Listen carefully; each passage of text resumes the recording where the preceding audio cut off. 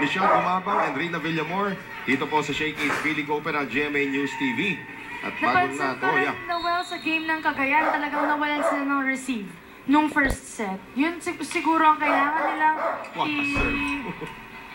i-improve pa the second set. Dabe. Here is Maizo ngayon, hindi na itawid yung bola. So, tied at 1 right now. Very quickly, gusto ko lang batiin itong si Chris Capidi, husband ni Joy Lagasca. Happy birthday, sir. Happy birthday! Isang gabi pa nagtitweet si Mrs. So, happy birthday. Pati na rin yung mga Septemberian natin na birthday celebrants na dalawa katabi ko rito ngayon. Michelle Gumabaw, September 2. Gawin na natin matlong yan. Yung kay Barry Pasco, talagang pag-fiesta. Kasing haba ng Pasko yan eh. September to March. Barry Pasco has just turned, hindi ko na sabihin yung edad, pero sabihin ko na lang, we are celebrating almost half a century in the sports broadcasting and sports journalistic industry. Dahil dito kay Barry Pasco. As the Cagayan Valley scores again. Yung coverage ngayon ng PNP, medyo nangangamote, Michelle, ha? Nangangamote. Siguro, you can never be too complacent when you're up against a team like Cagayan Valley. Even though you won the first set, same pa rin yung intensity at palaban na tong team na tong PNP. At mabuti na lang mahaba kalabay ni Mix na to win that time because the set of Concepcion was nowhere near where that we needed it to be. 3-2 po ang ating score. If it's fun family pizza, it's gotta be Shakey's. Eto na naman tayo sa Shakey's eh. Oo. Pag napapagit mo, there's a certain smell. Oo, diba? Naamoy mo kaagad pag binagit mo Shakey's, naamoy mo na yung paborito ko po dyan, yung garlic and cheese na thin crust with extra cheese. Ayan, na-extra cheese tuloy sila.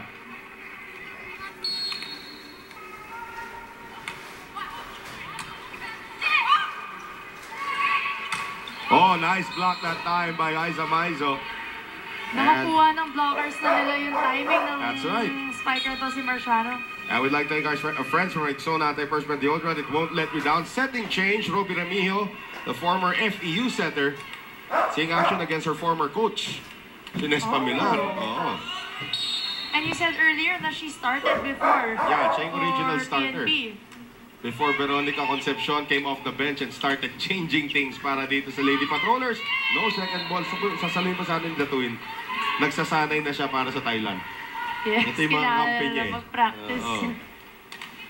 Sa lineup nila. We were talking about it kanina. Yung the players who are not here actually are members of the national team. There's 7 of them who are not here.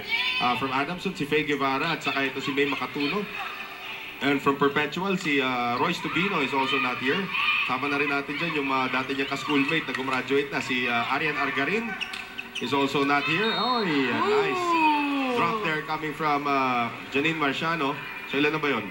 Hindi na binilang. Dami. Noel Zara, Hindi naman. So, again, it's Makatuno, Guevara, Tubino, Argarin. Andyan din si Leslie Angata, who is going to be one of their liberos also. Andyan din si Danica Hendrauli. The Tweet. The Tweet, we already know she's already here. And Angela Benting. So, yun yung 7 wala rito.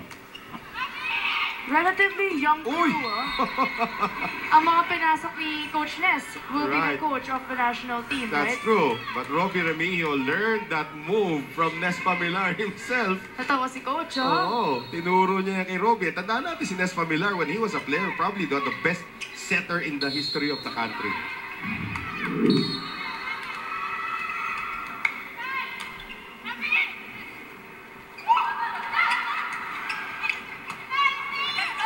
Here is Benito right now. Nagulat si Sangmuang, pero buhay pa rin ang bola. Ito ngayon si Marciano.